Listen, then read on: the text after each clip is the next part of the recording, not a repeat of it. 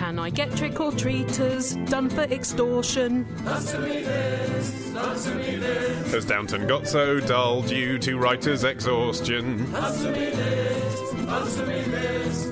Helen and Ollie, answer me this. It would be remiss of me not to thank you all for your many congratulations on the news from last episode that I am to be a father in January. How is the Hall of Presents coming along? Not bad. I've been offered free nappies from someone who runs a nappy website. That's good of you. Or diapers for you Americans. Or shit sacks for everyone else. But not everyone treated it with the solemnity that it deserves. Dean in Glasgow's been in touch to say, I've just listened to your latest hilarious podcast. Thanks, Dean. I didn't think it could get funnier until you announced that Ollie was going to become a father. That's way harsh. Thanks for that. Vote of confidence. Anyway, he continues, what I really wanted to say was Helens with 2 L's do exist. Whoa. My wife is such a person. Wow. Lol. Precious as a unicorn. It's 2 L's in lol as well. Her father registered her birth ever so slightly inebriated and registered her as Morag Helen, Hellen. Wow. Which has been a standing family joke for years. What, her father? Yeah. Did you ever have the children's books Marmalade? About a girl called Marmalade Atkins. Not that I recall. And that rings a bell. The reason why she was called that was because her father went along to register her birth and her mother wanted to call her Clementine and he couldn't remember the name. He was like, I know it's something to do with the stuff I eat at breakfast. That's better than Marmite. Deja has written in to say... They've already written in. Having a unique name isn't the worst thing in the world. I speak as an expert since my name is Deja. Pronounced like the French term déjà vu. Yeah, you already said that last time. Oh, God. I have spent the entirety of my vocal life spelling, correcting and explaining this name. Yeah, I know you said. This seems really familiar. And almost 30 years later, I don't hate it, but I do hate you two. Sure, I've had to deal with puns like, I feel like I already know you, or haven't we met before? She's certainly heard all the jokes before, hasn't she? She certainly has. The worst part was going to school with a boy named Daniel Vu. We hardly knew each other, but the jokes about us getting married were endless. Yes. Well, that's a funny conceit, isn't it? Even all these years later. Oh. Unless you're a bit feminist about it and he took your name. Playground chants tend not to take account for feminism in later life, Martin. Good point. But Ollie, your baby is not the only new Ollie Man production. That's right. You might remember that a few weeks ago I mentioned that there was a project in my pipes gestating. Oh, teasing. The time has come to shit it out. Oh, God. I have a new podcast series. Ooh. That's right. It is called The Modern Man, M-A-N-N. So it's a pun. Yeah. Have you contemplated calling your forthcoming son The Modern? I haven't. Brand extension? What's it all about? Tech and trends and food and fashion. So the kind of stuff that you'd read in a men's magazine, basically. It's a Where's men's magazine the musical podcast. theatre? Well, no, there's definitely room for musical theatre. Good. Because that seems to me like one of your traits that is, very characteristic and kind of modern, because that is something that other men's media doesn't deal with enough. Yeah. I mean, I've tried to choose features where I think your average mainstream listener would be interested, but they overlap with my interests. So, for example, I'm not going to do anything about football. Sorry, don't care, don't like football. There's also quite a lot of football coverage There's a lot of already. football out there. You can get it if you need it. But episode 1, for example, I meet the CTO of IMAX and talk about how they build their theatres. Episode 2, I go tasting the best burgers in America. Oh. So, general interest. Did you think they were the best? Oh, no, is that a spoiler? Sorry. It's a bit of a spoiler. Oh. I met the man who writes the list of the 33 best burgers in America every year. 33. Yeah, bloody internet. And I tasted 2 of them. Mm-hmm. I didn't taste the other 31. So I couldn't say whether they deserved their place on the list. So you might have had just the 32nd best burger. Exactly. But certainly one of them was the best burger I've ever had, yeah. Okay, Yeah. good. Anyway, there's that. And then the show's kind of bookended by a bit about trends and then a sex chat at the end with a lady called Alex Fox, who will take listener questions like we do, but in much, much filthier way. And Really? with much more precise detail about exactly what to do with your cock. Have you learnt a lot? Not yet, because the first one was about masturbation. Already I already knew it all. So she was interviewing you, right? You're a solo sexpert, Ollie Man. So anyway, we're on iTunes, we're on Pocket Cast, we're on TuneIn. Just search for The Modern Man, modernman.co.uk. Well, here's a question from Rianne in Sleaford, who says, me and my husband and I, have just started watching Gogglebox. We should explain what that is for listeners in other countries that haven't got this. It's a reality show I guess, in which members of the public are filmed watching TV in their own sitting rooms, and then it's intercut in a comic way, the different reactions of different people watching, so that you get almost, it's like live YouTube comments, I guess you could say, on the shows that the country has been watching that week. It's like crowdsourced TV criticism crossed with reality television, crossed with YouTube commentary. Right, exactly. Okay. Yeah. What is Rianne's question about Gogglebox? Ollie, answer me this. Are the people watching TV expected to stay in every night all week to watch that night's telly? That seems a bit extreme. Yeah. I think that the production team record that week's programmes on a little VCR and then send a DVD to each family, but they are wearing different clothes each night. So do they pretend they are watching it live? Gosh, he's really, I'd say, overthought this. Is Gogglebox a lie? This is like the moon landings all over again, isn't it? So Ollie, answer me this. How does Gogglebox work? Do the people actually stay in each night to watch TV? Okay, I've asked my Gogglebox mole about this. You have eyes everywhere. And yes, Rianne, Gogglebox is a bit of a lie. One thing my Gogglebox mole was very, very, very keen to stress, though, because they said they get asked this question a lot, is it scripted? It is not scripted. It is 100% unscripted. What you're watching is the genuine reaction of real people watching TV. But I wonder how much they record and then edit it down to the 5 minutes per person. Because apparently sometimes they're there till 3 a.m. watching TV. Because they have day jobs, these people. So they start at 7 p.m. or something and watch till 2 or 3 in the morning until they've watched everything. Because it's not until they get in the edit that they know which bits were working and which bits they want to use. And they've got, 5, 6 households per series? Sort of. So secretly, my Gogglebox mole told me... No, say it isn't so. You sort of know this as a viewer. There are A-list contestants and B-list contestants. So the A-list is Steph and Dom, the posh couple. Yeah, I haven't watched it enough to know their names. Okay. Just tell me the stereotypes that they're fulfilling. Right. Leon and June, the friendly pensioners. Okay. And what's the other A-list one? There's one other. The gay couple? The gay couple, yes. I don't even know their names. The gay ones. The male gay couple. The male gay couple. Right, so those 3 are the A-list, right? Mm-hmm. So what they tend to do is film the stuff with those guys first because they're in every show and the viewers get upset if they're not in every show. And then once they've decided what works with them, they then show that footage to the B-list contestants so that they can construct an edit around it. So no, they're not watching TV live. But the reason for that is quite practical. For the reason that Rianne suggests, you'd have to have a TV crew there every night of the week if you wanted to film them reacting live to everything. Which, unless they all lived in the same building, would be incredibly expensive anyway, given how many units that's going to require. Precisely. So the production team spend 2 nights with each family. They do ask them to change clothes during the shoot. Fair enough. They don't tell them what to say, so when the gay couple sort of get back and pretend that they've just had a day's work and they're having a bit of banter, that's all natural, but that is them having come down from a costume change, not them having come down from a day's work. The people do not know what they're going to watch. It's pumped into their sitting room from a control room that's in their kitchen. The producer controls what's on their telly. And the crew are genuinely not in the room with them so as to be unobtrusive and get genuine reactions, but they are in the kitchen. It's 4 people in the kitchen controlling the telly. So if you've got an open plan studio flat, you're never going to get on Gogglebox. Exactly. Bango our dreams. Oh, shit. We just bought a new sofa for the purpose as well. Your sofa is beautiful, actually, yeah. Thanks. Thank you. Yeah, I'd watch you on Gogglebox. So, yeah, they are watching everything on tape.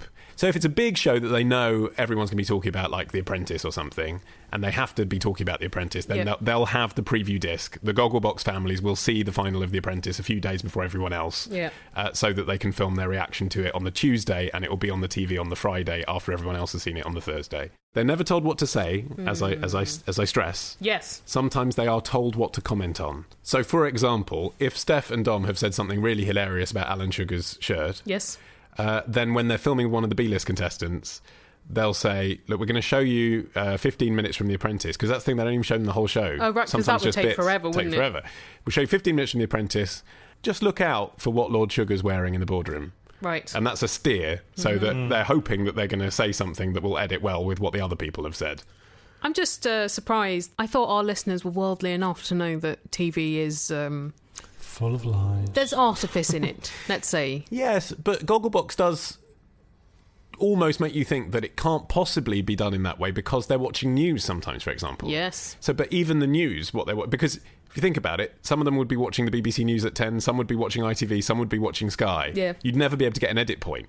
So even the news, if there's been a big event like David Cameron's speech at the Tory Party conference, they'll be played in the edit that they're going to be talking about from the ITV News at 6 or whatever it is. So they're all talking about the same thing. So sometimes they have to fake and pretend they don't know that this is the news from 3 days ago. Yeah. It's always the way with things that appear naturalistic. A lot of effort goes in to make them seem that way. Hello, it's Harley from Glasgow. I have an issue with crying, which is weird to say. Whenever I'm at the height of any emotion, I cry, and it makes it really difficult to stand up for yourself. The worst part is I work in retail, so altercations are unpleasant and frequent, and I can't stop crying. So, Helen and Ollie, answer me this. Why do I cry all the time? And is there anything that you can do to prevent yourself from crying? Thanks. At least she sounds cheerful about it. Yeah, absolutely. Usually I'd say it's good to cry, let it all out. You know, don't suppress those feelings. That's the classic British technique that has failed us for generations. Yes. But I do think in the context of being a store assistant, it's not really appropriate, is it, to constantly be bursting into tears when you're dealing with customers? No, I don't think I ever did it when I worked in a shop. And you would have had ample excuse to. I really would have. You were in Tunbridge Wells. I was. There was dust everywhere, so that can stimulate the tear ducts. Absolutely. I mean, are there physical things you can do to avoid crying in the same way that, like, if you feel a sneeze coming on and you want to suppress the sneeze, you can press your tongue firmly against the back of your front two upper teeth? Can you? Yes. That's never worked for me. It's worked a treat for me many a time. The only thing that stops me sneezing is if I'm sniffing around, kind of willing the sneeze to come on, is if someone then says, bless you, before I've sneezed. Of course. Then I get like shy bladder, but with sneezing. But yes, you can go for a walk. I mean, if you go for a sprightly walk, that's a physical change that will deflect your attention away from whatever was making you sad, so long as you weren't crying because it's very cold in Glasgow. Like people distract babies. But then... Yes. Presumably, if she's at work, though, she can't go for a sprightly walk. Crying is just a stress relief mechanism, isn't it? The average woman cries at least once a week. If you're crying every day, I mean... Several times, possibly, in retail. I think you are probably pushing yourself over that. The average man sheds a tear, it says here, 1.4 times a month. That, to me, seems like quite a lot. Really? Yeah. I don't cry. Do you cry once a month? Yeah, I don't know. I don't think I did. I cried at a cup of Earl Grey a few months ago. I don't know. You cried into a cup of Earl Grey? At a cup of Earl Grey. Why? I was just... How did it wound you? I think I was just quite an emotional mood, and I accidentally made myself a cup of Earl Grey, and then initially I was like, oh, everything's going wrong, and I made myself an Earl Grey, and then I remembered how much I like Earl Grey and how long it had been since I had a cup, and I got really happy and started to cry. Is that why you rarely drink Earl Grey, Martin? Because you're worried about the outpouring of emotion that will result? Yeah, it's very emotional too. I don't want to be all armchair psychologist about this, but I am going to do that. I wonder whether you have some kind of anxiety issue and therefore you need to practice psychological techniques to deal with it. Maybe you're just like afraid of confrontation because you feel like it's a criticism of you, whereas like in retail, customers are often just arseholes and they're venting it at you, but it's not really at you. You don't need to take it personally. So you just need to kind of keep your emotional distance from what's happening and train yourself to do that. Someone's shouting at you and being unpleasant and rude and... Yeah, but once you realise that it's not really to do with you, then it's a lot easier to deal with. When I worked in a shop and when I worked in a bar, if people were being dicks, I was super nice to them because then they had nothing to aim at. And also everyone around was like, wow, they're being a real dick. So you feel solidarity. Whereas if you act as dickish as them, then the whole situation escalates anyway and no one is on your side. I think also, can you think of a situation in which you felt brave and like you were in control of it? Like some people, it's like, I did a bungee jump and I felt like I was immortal and indestructible. Like it could be something really minor, like I got my tax return done. I felt like that when I rearranged your Tupperware. And I felt just violated. But if there's anything like that you can think, I achieved that thing and I feel good about it, and so you can access that feeling at later times and try and use it to calm yourself. Take deep breaths because like shallow breathing causes more panic. A surprising number of people with anxiety, too many to discount this actually, have told us that they listen to us to feel better. Which is always very flattering when we hear that. Very flattering. Nice. Because we have never done anything useful for this world deliberately. So just have one ear on us constantly. Or just anything that makes you feel calm again. Find what that is and keep it close to you. Maybe one of those little fart machines I used to have when I was a kid. Just makes me feel much more relaxed. It's difficult not to smile when you just let one of those go, though. Actually, yes. So if customers being really difficult with you and you want to cry, just reach down to your pocket and just go... That would be fun. Well, let me brilliant. Deal with your... Yeah. Oh, sorry. Yeah. So you can't in the middle of the truck. That's such a South Park solution. I love it. And you can't control other people's behaviour. You can just control your response. Exactly. So fart machine is one way of doing that. There we go. I've got a question.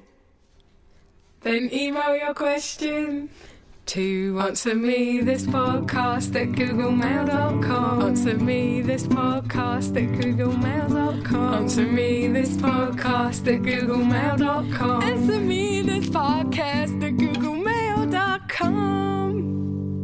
So, retrospectors, what historical events are we ticking off on this week's run of Today in History? On Monday, the anniversary of the day Ozzy Osbourne and a bat came face to face on stage. On Tuesday, we go back to the future with a potted history of the DeLorean.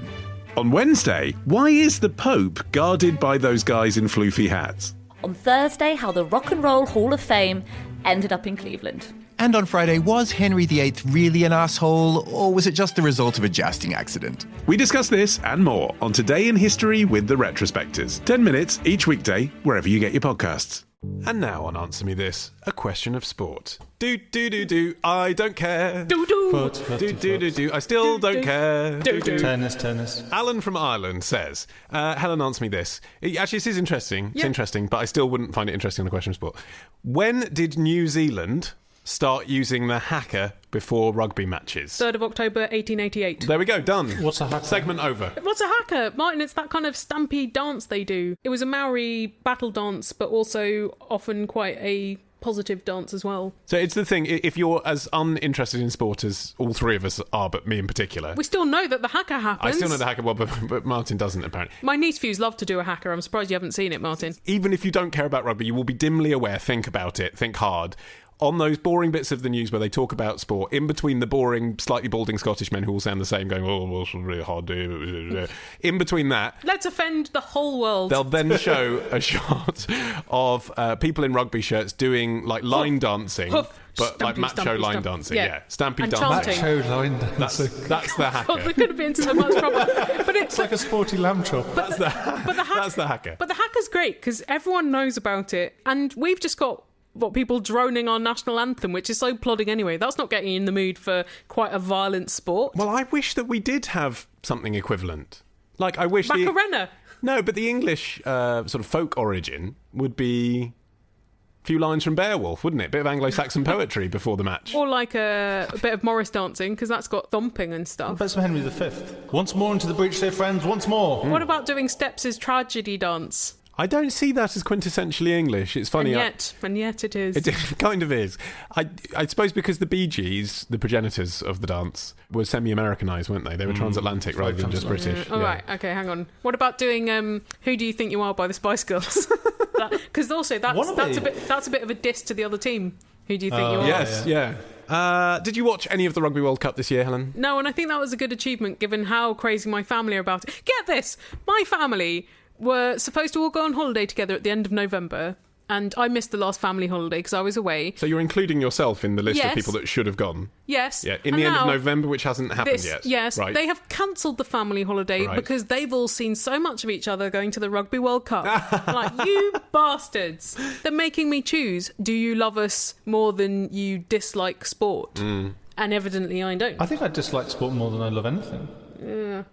I'm That's with the you. thing. It's a close one, isn't it? I feel very affronted. In a way, what you football fans listening to this experience when the Rugby World Cup's on, and here I'm talking to the majority portion of football fans who aren't interested in rugby, is what I feel like all the time when people are talking about football. Like, it hints at what I feel like. So your indifference to the fact that even though we're hosting a massive international tournament in our country, that's what I feel like when the Premier League's happening every single fucking I week. think sports fans are quite a broad church there. I think people who are football fans, they are normally a bit interested in the rugby and a bit interested in the tennis, even if they're not huge fans. I think it might be more like for you when a big Andrew Lloyd Webber musical comes out that you're not that interested in.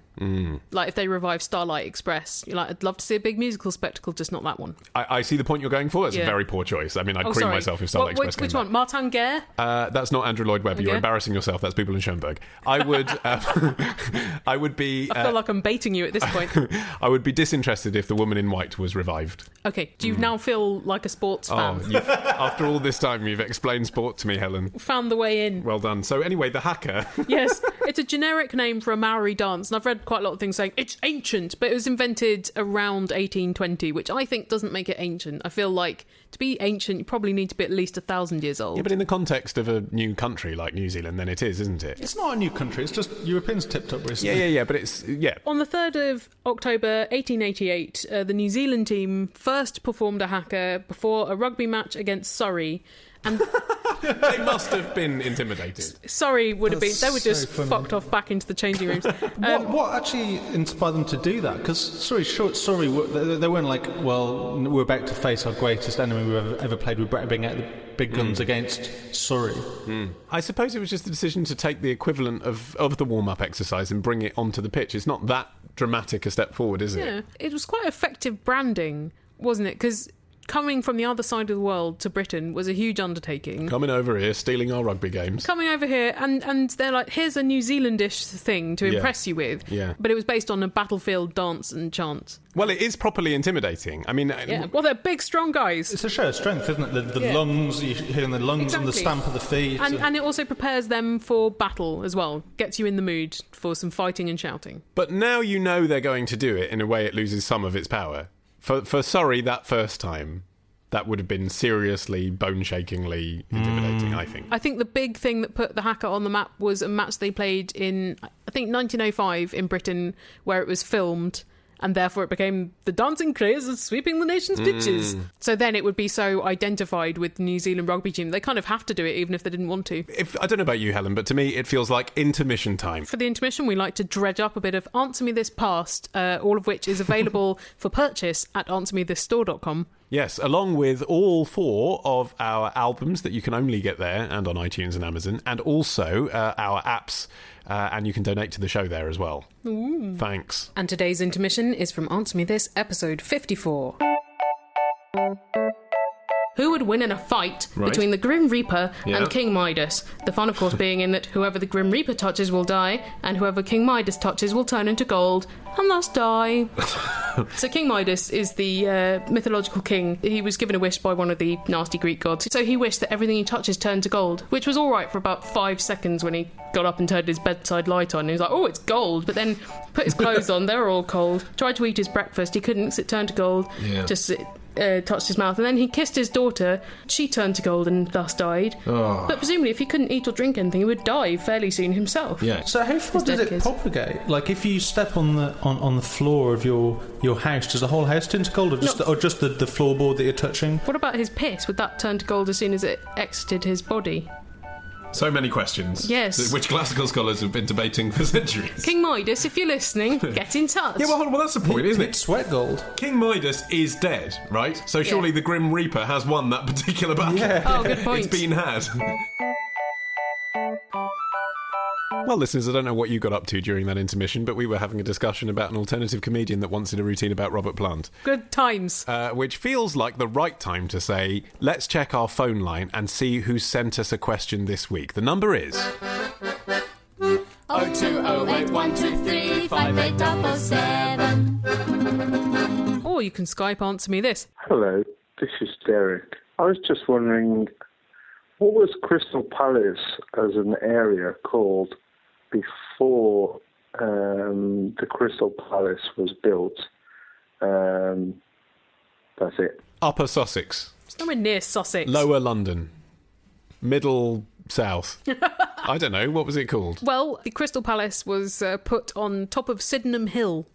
And was it called Sydenham Hill? It was Sydenham Hill, but I don't think there were that many buildings around at the time. I think it was on the edge of several different areas. So it was kind of in between Sydenham and Upper Norwood, which I think technically it's still called Upper Norwood. Is it? Yeah. But the reason why there are so many Norwoods around this area of South London is because this all used to be naught but oak forest, the Great North Wood, even until they put the Crystal Palace up and then knocked down all the trees and built Victorian terraces on them. So having earlier explained to some listeners abroad what Gogglebox is, I think we should probably explain what the Great Exhibition of 1881 or whatever the hell it was. Okay, right. Crystal Palace, first of all, is the area of South East London in which Martin and I live, and we're recording this podcast right now. We are sitting in their sitting room recording this show. And it is a suburb that was created when they built the Crystal Palace here in 1854, which previously had housed the Great Exhibition in Hyde Park in 1851. It was the biggest plate glass building the Victorian era had ever seen, and it was full of shit they'd stolen from other parts of the world. That's not quite true, actually. Once it was here in Crystal Palace, it was replicas of shit we'd stolen from other parts of the world. And they had Queen Victoria open it both times. Really? That's a good booking, isn't it? Well, she lives locally. Yeah, she's in London. But that's A-list. When the Crystal Palace organisers were thinking, OK, well, we're reopening the exhibition centre, who can we get? Peter Andre doesn't exist yet. Well, they probably aimed low to begin with. They were probably like, let's get a minor royal, let's get one of the grandkids. And someone probably said, should we just ask? Like, they can only say no. See if she's free. Let's just ask if the Queen's free. Maybe she had such a great time at the first one. She's like, oh, be delighted. Well, second crack at this. Would you, if you could, go back in time and go to the Crystal Palace exhibition, unknowing what you know now? So obviously they're displays of the future of electricity. You wouldn't be like, I know. Imagine you'd be impressed by that kind of thing. Yeah. Would you like to go? Do you think it would have been a good event? Yes, because also in the Crystal Palace Museum there are videos, very early videos of some of the stuff that happened outside. So there's like this guy who's doing somersaults whilst a dog is running over him in the opposite direction to which he's going. Now that's entertainment. It is entertainment. That is still Saturday night. That's Britain's Got Talent, It isn't is Britain's Got Talent. Yeah. I don't know, because the situation for women in the mid-1850s wasn't as good, and I bet the toilets were mixed bag. Yeah, but Queen Victoria, she would have had a decent lavvy there. I bet she just went where she stood. Who's going to say, oh, Queen, can you not shit right there? She can shit wherever she likes, her country. I do kind of miss I'm nostalgic, even though it's from a time before I was born, for the idea of having a great exhibition where the world stuff could be, and you'd see stuff you'd never imagine having ever seen. I just feel like that can't really happen to us now. We've seen too much. We're so connected. Yeah. Even the Millennium Dome, which happened before most of us had internet access, they managed to fluff that, didn't they? Well, conventional wisdom at the time and now is that they managed to fluff it, and if by they you mean the government pissing our money away, then yes. Compared to the Great Exhibition of 1851. I actually was the target age for that at the Millennium, more or less. I was 19, and I went and I thought it was awesome, actually. I really enjoyed the Millennium Dome. I thought it was a bit weird having a odd Blackadder sketch that didn't really work starting the whole day, but in a kind of Danny Boyle doing the Olympics, let's celebrate the fact that we like weird comedy kind of way, it was okay. Yeah, but in terms of assembling the greatest stuff you've nicked from all over the world, bit of a fail. They had a really good aerial show that they did nick from Cirque du Soleil. I mean, I thought that was good. They had golf carts. I'd never seen one of those in London before. So it was like a little dome full of Vegas. Yeah, a little bit. I was in San Francisco recently, and I walked past a museum and I thought, okay, $4, okay. This museum was a museum about the Panama Pacific World Trade Fair that was in San Francisco in 1915, which was kind of like the American version of the Crystal Palace exhibition. And I went in and they showed you some of the cool stuff they did, and, again, like from a 21st century perspective, steam locomotives, big deal, but obviously I could imagine that would have been a big deal at the time, and it was all stuff you'd expect, for them to be displaying. Right. They also had some really seriously questionable stuff. And what was great about this exhibit now in 2015 is they kind of had to be honest about the fact that some of it was a bit dubious or racist. So, included in the original exhibit in 1915, there was a doctor who was keeping premature babies in incubators, and they had that as a kind of freak show display. So he'd go to you when you've just had a premature baby and say, I'm developing the new transformative technology of incubation. But the trade-off, if you want me to treat your baby, is I'm going to take it on a tour of America to show off to other people how the science will work. Do you want your baby to die, or do you want it to be part of the circus? Yeah. I mean, tough decision, right? I wonder how many of those babies survived. Well, I mean, in fairness, more than if they hadn't been an incubation freak show. But I mean, from a modern perspective, better they weren't performing at all. Exactly. The other thing they had was an exhibit promoting the benefits of eugenics. Wow. Yeah. And they had an exhibit as well saying, and this wasn't questionable, this was just bad science at the time. They had an exhibit talking about radium and how it was going to be the mineral of the future and help everyone. So from that point of view, I think I'd quite like to go to the original Crystal Palace, see that exhibit. Okay. Well, of course, the classic thing in terms of what science got wrong is the dinosaurs, which they did very, very carefully, apparently, the sculptor. The dinosaurs which are in Crystal Palace Park to this day, Victorian fiberglass dinosaurs arranged around a lake. Absolutely huge, life-size dinosaurs. There's, what are they, iguanodons and plesiosaurs and the ones that they just kind of busked it.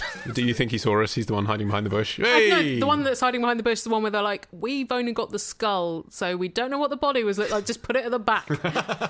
It's underwater, Miss Little. Yeah, so they tried really hard to get it accurate, but you look at it and a lot of it is nonsense. Like the iguanodon, which and then we now know has a huge thumb, has actually got a hole. But do we now know it, or do we now think it with best scientific evidence now? Yeah, well, it's science, isn't it? We're going to seem silly in the future. Exactly. This conversation would be laughable to a dinosaur expert. You'll love that in 100 years' time that they go, oh yeah, the Victorians actually had it right. It was those idiots in the 21st century that got it wrong.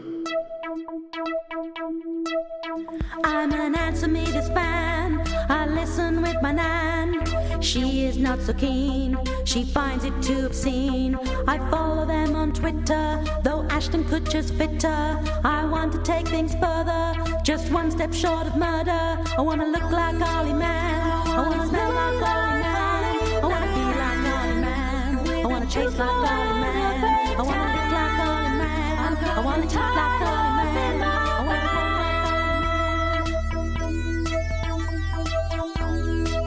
Hey, listeners, I know how you like to demonstrate affection with money. Roman Mars, is that you? I can't do his voice. Oh, God, if only I could do Roman's voice. Just like he was in the room. Because The Allusionist is in Radiotopia, which is an American podcast collective, I'm learning so much about asking people for money, which in Britain is just like, oh, well, no one's making me do this. Oh, no, I can't possibly. This is you asking for money for your other podcast on this podcast. That's how brazen you are about asking for money. Give it. Yeah. Because it's Radiotopia fundraising season, and if you want to finance 13 magnificent audio shows for a tiny bit of money a month... Including The Allusionist. Including The Allusionist. Which is very fine. Martin specified on his donation that none of his money was to go to me. Anyway, if you fancy kicking in a bit because you like the shows, then go to radiotopia.fm. Fundraising season at the moment, so I'm doing weekly episodes. Oh, and also I know you like asking me questions, and I'm going to do a Reddit AMA on the day this podcast comes out, which is the 29th of October. So don't leave me in there on my own. I'm scared of being alone in Reddit. Yeah. So I'll tweet the link at Helen Zaltzman. I've heard everyone there is very friendly. Yeah, not a single death threat. They just might want to share some images with you that you might be best not to click on. Hi, it's Claudia. Hello, Helen and Ollie. What is the origin of the Russian doll? Like, are they Russian? Well, they're obviously Russian. I'm Lily. But, like, why are there so many? And why is the middle one so tiny? If the middle one wasn't tiny, it wouldn't fit in, you see. Good point. Yeah. Yeah, that's why. Unless you had an absolute whopper of a doll that was like 4 stories high, then you could have quite a big doll in the middle, but still much diminished. I've got this idea, Ollie. It's a load of dolls that are nested. They're exactly the same size. If they were making more human centipedes, like, that would be his next thing, the human Russian doll. Oh, wow. Oh, that's dark. Grim as fuck. I've heard them referred to as Matryoshka dolls. Yeah. I mean, is that mother? It means little matron, and it's from the lady's name Matryoshka, which is derived from the Latin for mother, so well done, Martin. It was probably an idea the Russians nicked from Japan. Oh. I was not aware of many Russian tourists visiting Japan now or then. A bit of Russia is further east than Japan. So that's true, yeah. Not that geographically far. So the Japanese toy either used to feature the 7 gods of fortune inside each other, or the sage Fukurum, which I may be pronouncing wrong, apologies, with his 4 students inside him. Wow. That's a sackable offence now. Yeah, absolutely, and it's not the way you'd even depict the relationship between a student and teacher, is it? Like, actually, if anything, it would be the students with the 4 professors inside him. Yes, to the point. Your learnings maketh the man. Or the professor with the students as satellites. Yeah. But then it makes sense that there's a kind of protective role for the doll on the outside when it is a little mother doll. So the first official Matryoshka doll was made in 1890. The first official one. The first official like it's Russian a new pair one. of Nike trainers. So they think the idea for making it people came from this Japanese toy, but the Russians were already making nested carved wood things like apples and eggs. Because that's just a handicraft tradition. That's just a thing that you can make. They love to do some intricate painted wood goods. It's never had any purpose apart from decorative, has it? There's no religious meaning or anything. They did often depict religious figures or different storytelling tropes and political things. I wonder, characters from operas. You know how compelling it is once you start... Like, the moment you take off the outer layer, no one has ever not gone all the way through to the core. No. No one's ever done 2 and thought, right, that's enough for me. Seen enough doll. How could you resist? You can't... it's impossible to resist. How could they get any smaller than this one? And yet, on the actual shelf, I'm just like, ugh, what a decoration. I don't want that. Because there's not much to do except open it and then reassemble it. I painted one once. Oh, yeah. As a wedding present for my friend Joanna Neary, who supplied some of the jingles for the show, the Mary Poppins one and the Bjork one. She's a character comedian, so I painted her in her different comedic incarnations. Was there a danger that you were making some sort of analogy between the size of the doll and the relative funniness of the various different characters? It was more the ones which were visually simpler went within. Well, that's good. Yeah. How did you build them? Could you buy from Hobbycraft a blank Russian doll? You can buy blank Russian dolls. Can you? Strongly recommend. Good gift. Although then it's not a good gift to have, it's a good gift to receive briefly. It's funny. But then what? You're right. Where's the playability? Where's the repeat visit? Anyway. It's just one of those things, though, isn't it? That it's so tactilely satisfying. Like Newton's Cradles or one of those things. It's just to do it feels really brilliant. Even though it's such a simple physical act. But the unveiling of the core within. I'm fairly sure if Taurus didn't exist, then Russian dolls would have died by now. Yeah. But I think they've only existed because that's the thing you bring back from Russia. But the same with, like, pen holders with the Leaning Tower of Pisa on and little plastic gondolas. My parents have got a Russian doll. I don't think they've ever been to Russia. No, I've never been to Russia and I've got a Russian doll. Like, maybe it's how Putin spies on all of us. Yes, probably. It's just, what's it doing in my house? Why is the little one so little? Do you have a Russian doll in here that you don't recall getting? God, maybe. Maybe it's you do. Creeping up behind me. Exactly, there might be one on the ceiling. Watch out. Anyway, the first known Russian doll was made in 1890 by the woodturner Vasily Zvozdochkin. Bless you. And it was designed and painted by Sergei Malyutin. Uh-huh. And the outside doll depicted a woman holding a rooster, so she was the mother, and then it was all of her children inside, and each of them had different items to show a different angle of their life. So one of them had like a sickle, a basket, a bowl of porridge, a broom, and in the middle was a baby. So it was a family without a father. Right, so that makes more sense. Because the ones you get now where they're identical... Boring when they're identical. Well, there's no reason why they're getting smaller. When it's going down to a baby, that makes sense. It's generations then, isn't it? Yes. So generations receding into the past, maybe. Yeah, but then you're acting like nothing changes between generations when that's inevitable. I bet some of our listeners have got Russian dolls that are like super novelty ones, so more novelty than the Gorbachev, Reagan, Thatcher one. I'm feeling a gallery coming along. Please. Send them in. That would be fun. I bought my friend Brendy a robot one because he's big into robots. Oh, yeah. I don't know whether he plays with it that much. Of course he doesn't, because once it's a good gift and it's not a good toy. But yeah. I'm interested to see other people's because you get the novelty of seeing it once, which is the same as being given it without having to have it on your shelf forever. Good point. Yeah. So really what you want is a tumbler of other people's Russian dolls. Yeah, exactly, yeah. Good that they got their name on it, though. That's good marketing. The Japanese must be kicking themselves. Is there a British equivalent? When tourists come here, what do they all bring home? That's like a thing to show you've been to England. A money box shaped like a phone box or a post box. A little model soldier with a busby. That. Yeah, I guess. A teapot. It's not, but exactly. It's not the same item. There's about 10 things you could name, but none of them are quite, it's a bit like, I don't know, you go to Canada, you could bring back some maple syrup. It's not like the one thing everyone brings back, though. It's not the I Heart NY t-shirt. Exactly. Either. Russia's got that nailed now. Well done, Russia. Yeah. Well done. Here's another question of Chochkiz from Corinna from Brooklyn, who says, Ollie, answer me this. Where do stress balls come from? I have a theory that they're a laboratory mistake or offshoot or byproduct when they were trying to invent polygrip or something.